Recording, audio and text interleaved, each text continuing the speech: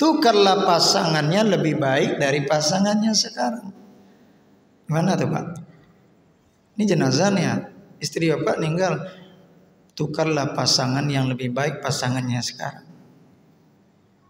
Ya, kata saya berjumpa tadi Pak, tapi dalam doa ini tukar.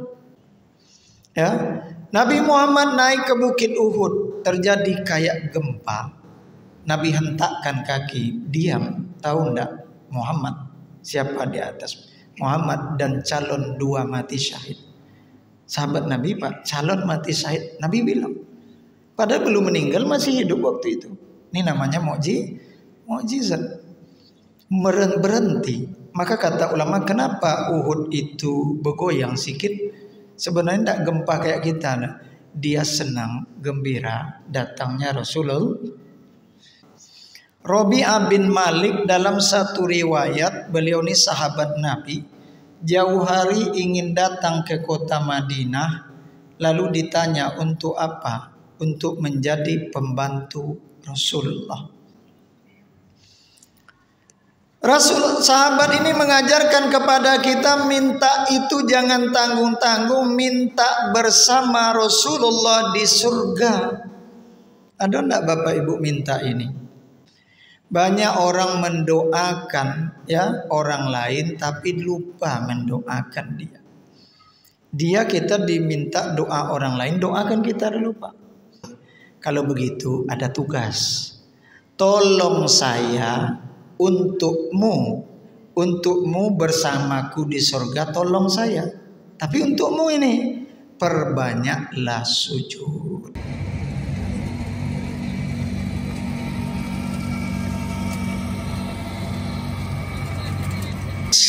Kajian kita hadis dari kitab Bulughul Maram, hadis ahkam, hadis-hadis tentang hukum, tentang solat ya, kita baca dulu. Bismillahirrahmanirrahim. An Rabi'ah bin Malik, dari Rabi'ah bin Malik al-Aslami radhiyallahu anhu qol, beliau berkata, qala liyan nabiyyu sallallahu alaihi wasallam sal, Rasulullah SAW bersabda, mintalah.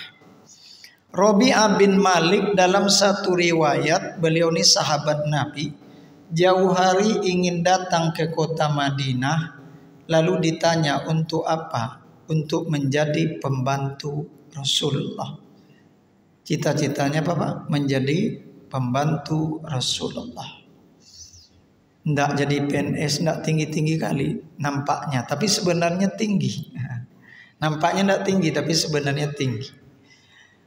Lalu diizinkan datanglah ke Madinah, sampai di Madinah tinggal di Suffah. Ya, maka disebut beliau termasuk ahli Suffah. Bapak Haji, Bu Haji atau yang biasa umroh, saya tengok di Google ada gambar batasan Suffah itu. Memang ada, masih ada? Enggak. Ada. Saya tengok Google ada. Suffah. Itu dulu tempat-tempat, karena saya belum pernah ke sana. Mudah-mudahan setelah ini, amin. Tempat orang-orang yang dulu tidak punya rumah, termasuk Sayyidina Abi Hurairah, sahabat Nabi yang banyak sekali meriwayatkan hadis-hadis Rasulullah. Sampai Madinah tinggallah di situ dan menjadi khidmat, membantu Rasulullah. Baik Rasulullah di Madinah ataupun Rasulullah bersafar pergi ke tempat jauh. Pada satu malam beliau Nabi Muhammad akan sholat tahajud. Disediakanlah air wudhu oleh sahabat Rabi'ah tadi. Itu dulu disediakan air wudhu Pak. Kalau sekarang enggak, tinggal pencet kita, asal airnya ada aman. Pencet keluar air. Ya, kadang ada air yang panas, ada yang agak dingin. Ya, terserah, aman. Asal mau datang ke masjid aman air. Sampai di masjid mega AC. Ya. Cuma kadang sepi juga di masjid kadang. Kita kembali. Disediakan air wudhu Nabi, lalu Nabi berkata di saat itu kepada, sal, mintalah. bahasa awaknya Robi'ah, kamu mau apa? Mintalah. Ya, minta. Ini Rasulullah nyuruh minta, nawarkan. Kalau kita Bapak Ibu ini tawaran yang sangat istimewa. Apa Bapak minta Pak? Kalau Nabi nawar, mau apa kata Nabi? Bu, jelas mau surga. Nah, banyak lagi. Ya, kalau awak nih Pak, tunggu dulu Nabi, wak tulis dulu. Banyak yang mau wak tulis. Banyak wak minta Pak. Rasanya wak ini banyak yang kurang. Ya, nah nih Rasulullah tawarkan, kamu mau apa? Minta. Maknanya apa di sini? Nanti Rasulullah akan mintakan kepada Allah. Minta, mau apa? Minta ke saya. Nanti Rasulullah mintakan kepada Allah. Tawaran istimewa. Karena Rasulullah doanya makbul. Lalu apa kata Robi'ah menjawab? Fakultu as'aluka murafaqataka fil jannah. Saya ingin sekali bersamamu di surga ya Rasul. Ya, ingin bersamamu di surga. Ditanya Rasulullah lagi, awa ghairu zalik? Ada ndak selain itu lagi? Ada ndak tambahnya? Mintalah, mau apa lagi minta? Silakan. Ini ndak tanggung-tanggung tawaran ini Pak. Awak disuruh orang, ditraktir orang nih Pak. Ya, apa kata Robi'ah? Qultu huwa zak. Kata Robi'ah, itu sajalah Nabi. Bapak Ibu yang kami muliakan, sahabat Nabi ini ya mengajarkan kepada kita sekalian, kalau minta itu jangan tanggung-tanggung. Utamakan urusan akhirat. Banyak yang mau kita minta Pak, tapi ditunjukkan ini yang penting. Ya. Kenapa jangan tanggung-tanggung minta? Karena kita minta kepada orang yang punya zat, yang punya segalanya. Kenapa? Karena kita minta kepada zat yang tak pernah bosan. Bahkan dianjurkan ketika berdoa tuh ulanglah agak 3 kali. Rabbi firli wali walidayya warhamhuma kama rabbayani shaghira. Ulang sekali lagi, ulang. Sering pun tak apa. Bahkan dalam riwayat lain ada seorang sahabat bertanya ke Nabi, kalau saya minta banyak-banyak gimana Nabi? Apa kata Nabi? Allah punya lebih banyak lagi. Coba wak minta ke tetangga, ke kawan Pak. Meminta aja namanya segan kadang. Yang kedua, kalau minta ndak mau yang bagus-bagus, malulah. Kalau minta sekali 2 kali lah malu untuk meminta. Apalagi gayanya sudah berubah sikap. Tapi Allah begitulah. Allah Maha mendengar, Allah Maha melihat, Maha mengkabulkan doa, dan Maha punya segala. Rasul sahabat ini mengajarkan kepada kita minta itu jangan tanggung-tanggung, minta bersama Rasulullah di surga. Ada enggak Bapak Ibu minta ini? Ada? Sama Nabi di surga. Alhamdulillah. Kalau maunya setiap berdoa masukkan ini. Ya Allah, kami ingin bersama Nabi Rasulullah di surga. Nabi pun mengajarkan kepada kita Bapak Ibu, kalau minta surga jangan tanggung-tanggung, mintalah surga Firdaus. Ada minta Bapak Ibu? Ada. Tidak perlu teks bahasa Arab, minta aja. Ya Allah, kami ingin masuk surga. Tapi jangan Bapak aja Pak, ingat Ibu. Jangan Ibu aja ingat Bapak, ingat anak, ingat cucu. Banyak orang yang lupa kan. Banyak orang mendoakan ya orang lain tapi lupa mendoakan dia. Kita diminta doa orang lain, doakan kita lupa. Apa contoh? Rabbighfirli wali walidayya. Doa ke orang tua Pak. Tapi jangan lupa Rabbighfirli wali walidayya. Ya. Waghfir lana walahu. Doa apa tuh Pak?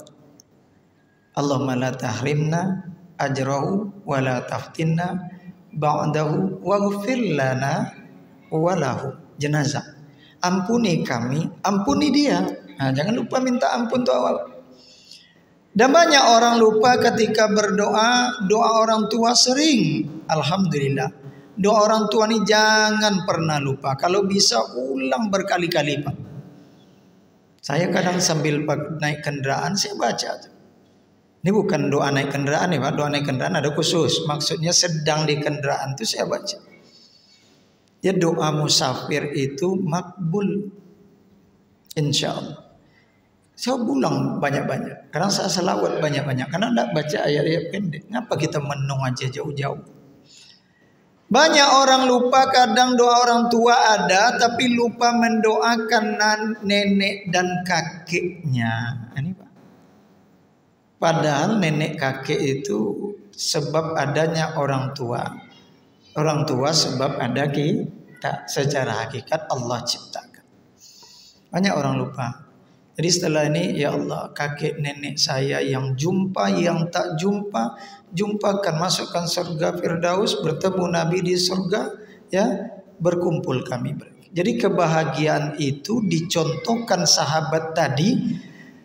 Ketemu ketika Nabi di Madinah, ketemu ketika Nabi bersafar, tapi tak lengkap rasanya kalau hanya bertemu di dunia saja. Maunya bertemu sampai di akhirat sana.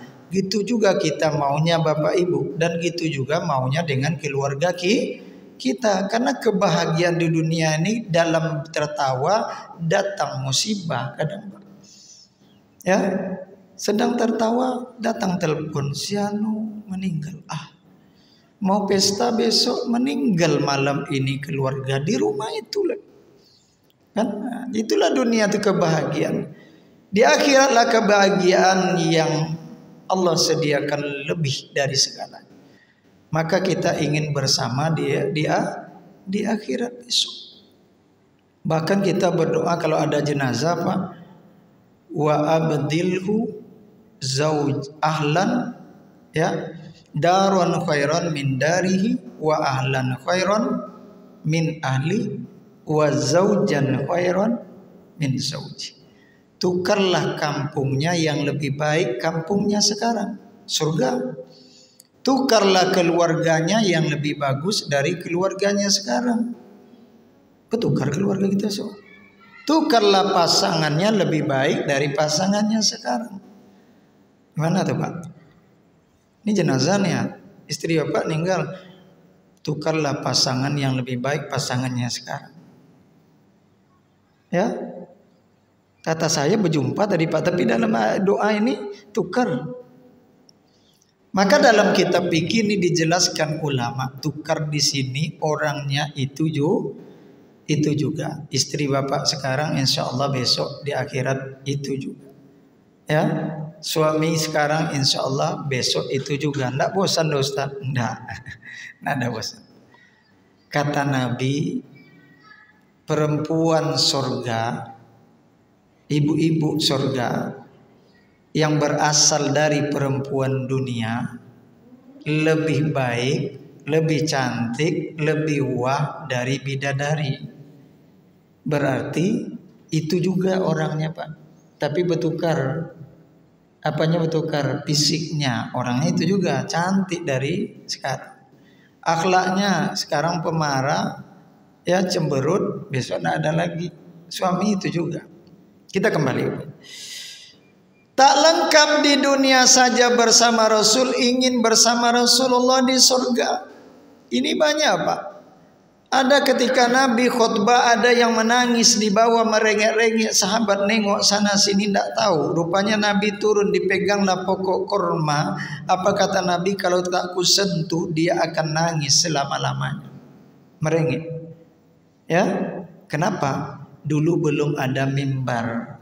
Lalu ada perempuan nawarkan ke Nabi mimbar. Lalu Nabi khutbah di atas mimbar. Lalu tinggallah pokok kurma itu. Sedih dia, tak ingin berpisah dengan Rasulullah. Ya, Nabi Muhammad naik ke Bukit Uhud, terjadi kayak gempa. Nabi hentakkan kaki, diam. Tahu enggak Muhammad siapa di atas? Muhammad dan calon 2 mati syahid. Sahabat Nabi, Pak, calon mati syahid. Nabi bilang, padahal belum meninggal, masih hidup waktu itu. Ini namanya mukjizat. Berhenti. Maka kata ulama, kenapa Uhud itu bergoyang sedikit? Sebenarnya tidak gempa kayak kita. Dia senang, gembira datangnya Rasulullah. Bapak Ibu yang kami muliakan, inilah bedanya Rasulullah dengan kita, dengan teman kita. Kalau kita berteman, bersahabat, bertetangga, Pak, pertama-tama kenal, alhamdulillah agak akrab, lalu akrab, ada grup akrab, lalu hening, lalu tidak akrab lagi. Kenapa? Pertama-tama belum tahu si anu itu siapa. Besoklah tahu, mulai pribadinya sedikit. Kata orang dalam tanda kutip, ala tahu belang kawan itu lah mulai malas.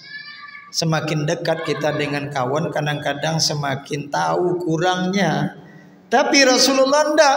Semakin dekat sahabat tadi dengan Rasulullah, pembantu Rasulullah ketika di Madinah dan Rasulullah bermusafir, ingin lagi bersama Rasulullah. Lalu apakah dikabulkan, diokekan Rasul permintaan ini? Apa kata Rasulullah? Fa inni ala nafsika bikas rotis sujud. Itu mau, iya. Tidak ada yang lain, tidak. Oke lah. Kalau begitu ada tugas. Tolong saya untukmu bersamaku di surga. Tolong saya. Tapi untukmu ini perbanyaklah sujud. Ngapa Pak? Perbanyak sujud. Betul enggak sujud-sujud aja Pak? Duduk sujud. Ya?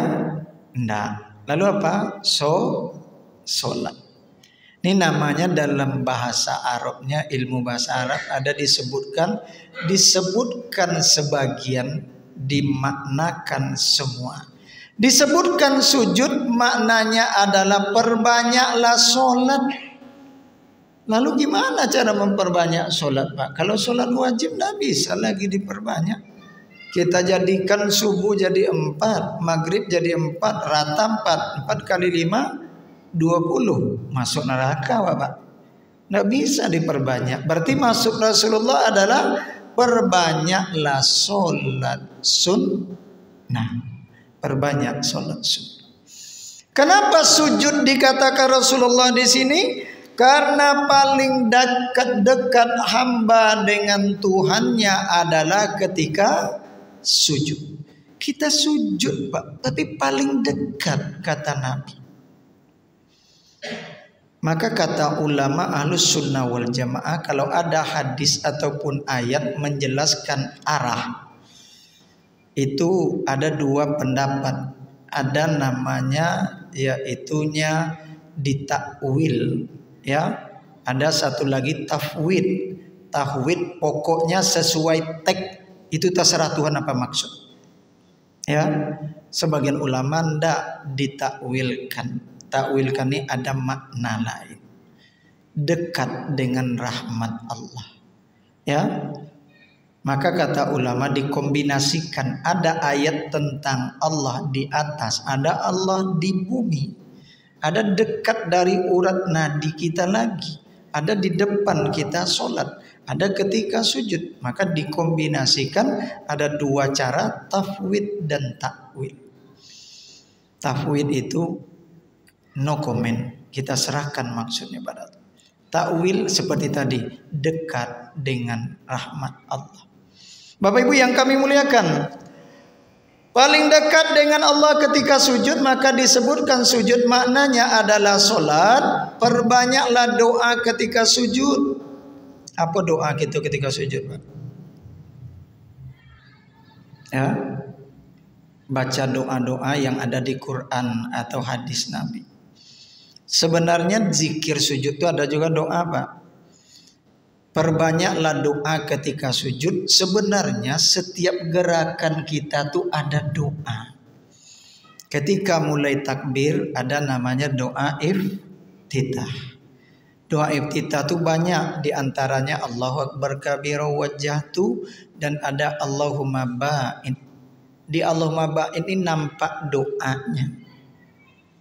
Ya, bukan dilarang baca yang tadi.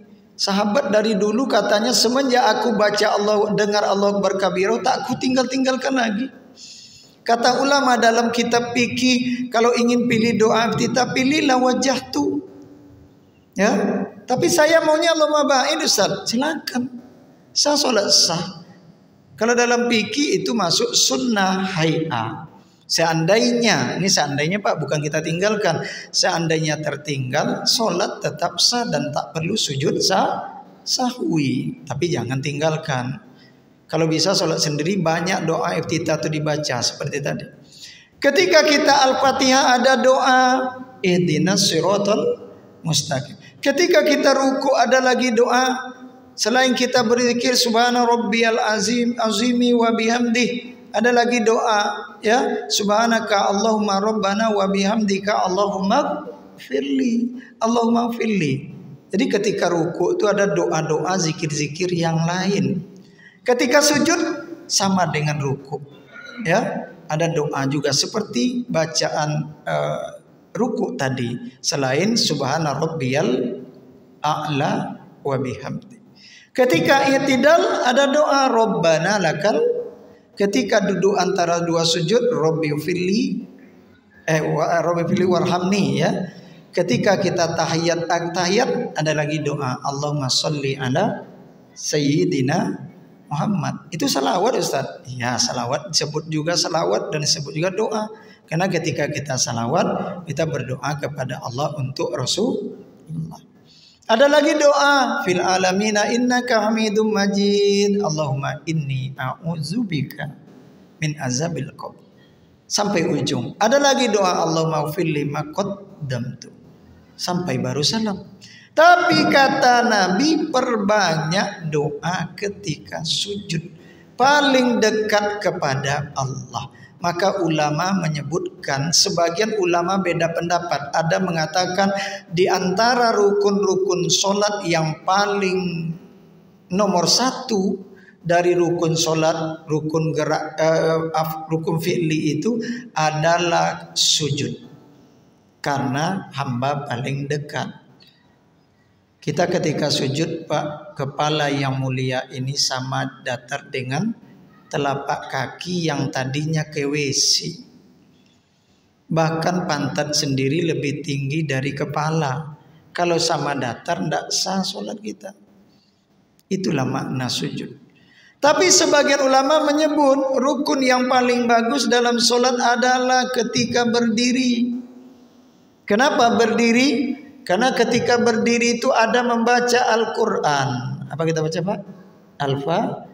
La solat al-fatihah, la solat liman laki lam yaqra bi fatihatil kitab.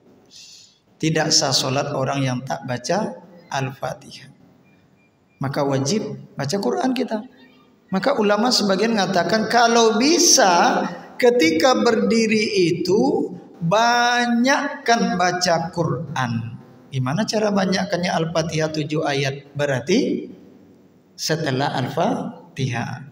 Kalau bapak sholat jadi imam, tidak usah panjang-panjang. Falyukhaffif, ringankan.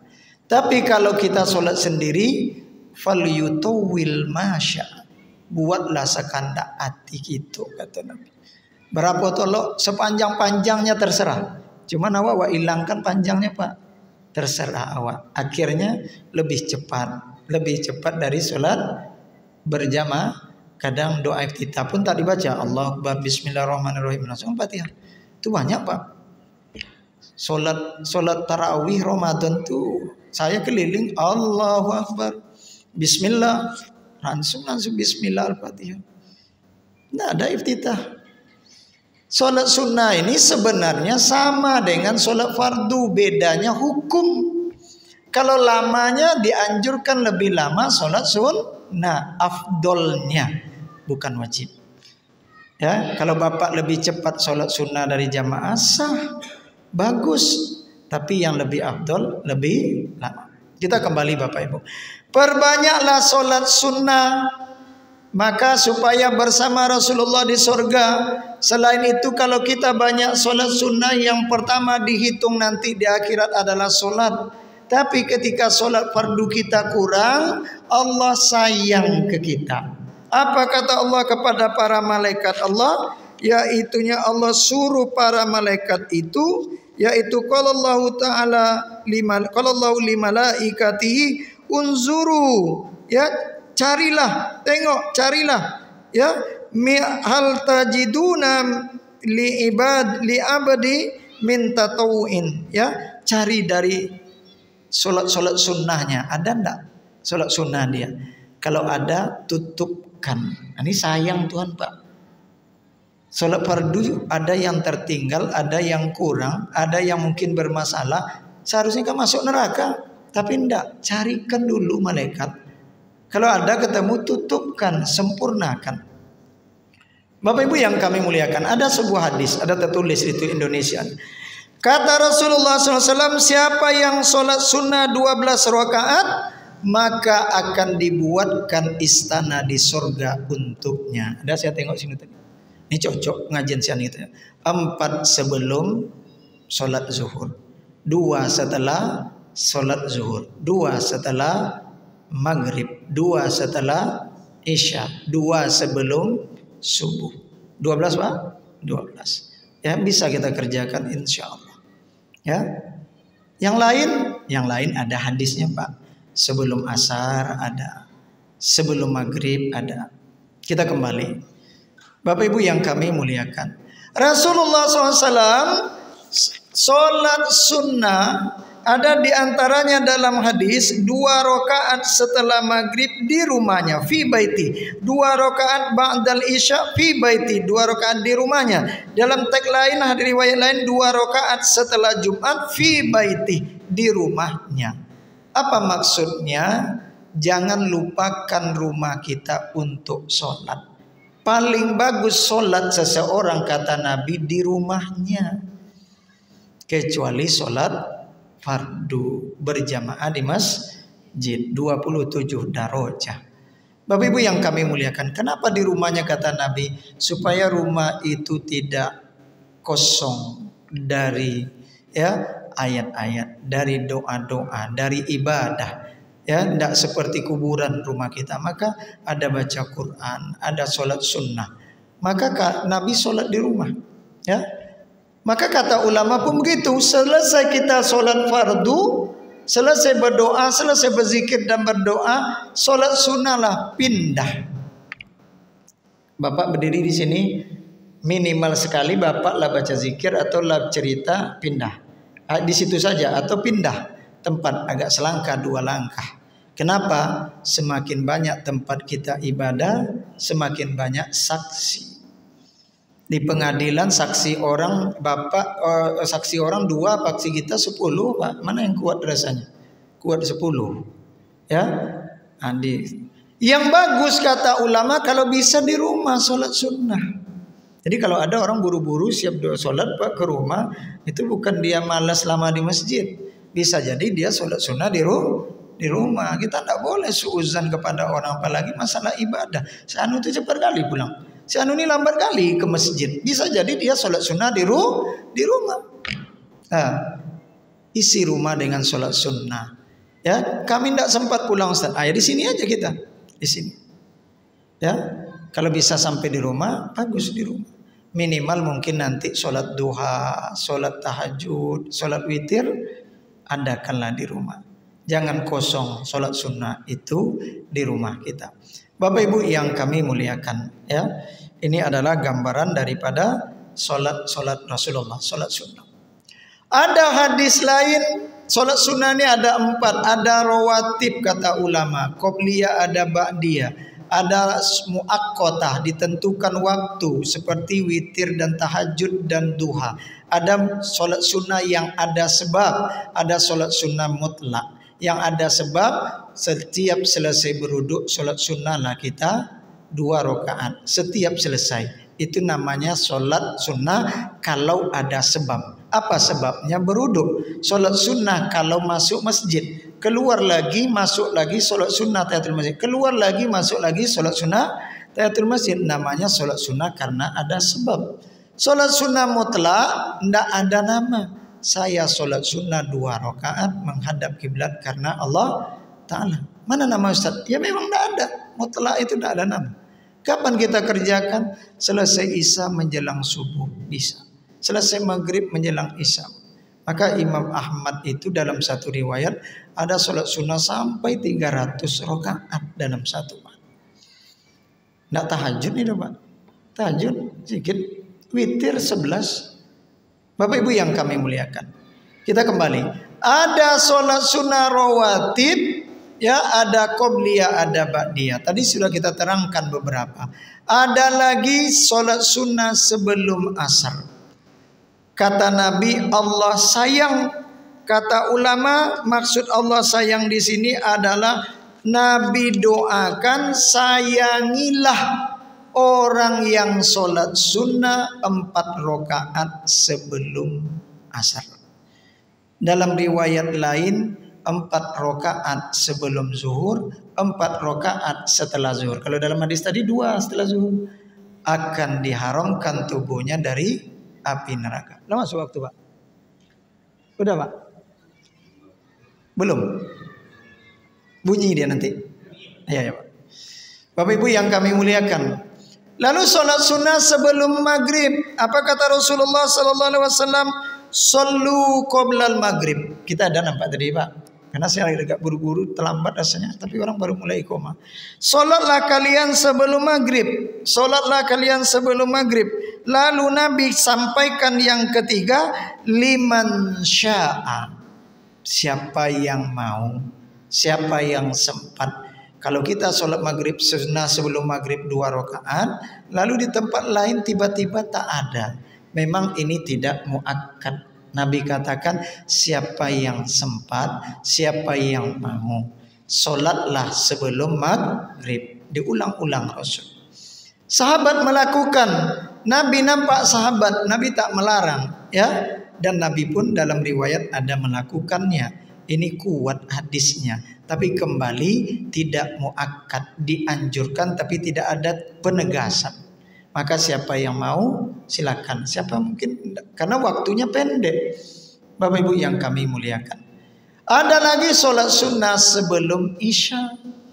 Cuman dalil ini Bapak Ibu ada 2 bentuk.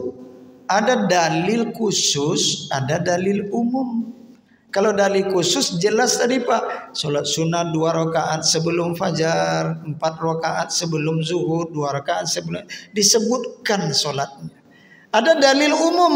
Umum ini tidak disebutkan detail. Apa itu? Antara baina kulli azanaini sholat. Antara tiap-tiap 2 azan silakan sholat. Apa 2 azan? Azan dan iqomah. Ketika digabung penyebutannya azanaini 2 azan. Sebenarnya azan dan iqomah. Sama dengan bahasa Arab kedua orang tua Pak. Abun ditambah umun, bapak ditambah ibu. Ketika digabungkan abawani atau abawaini. Nah, tergantung teksnya ya. Abawani apa? Jangan 2 bapak dibaca. Kedua orang tua, ayah dan ibu. Ini dalil. Jadi boleh sholat sunnah sebelum isya, boleh. Tapi kita tidak biasa, ya tidak apa. Judulnya aja sholat sunnah. Tapi jangan salahkan orang. Itu mana ada dalilnya? Ya, ada dalil umum.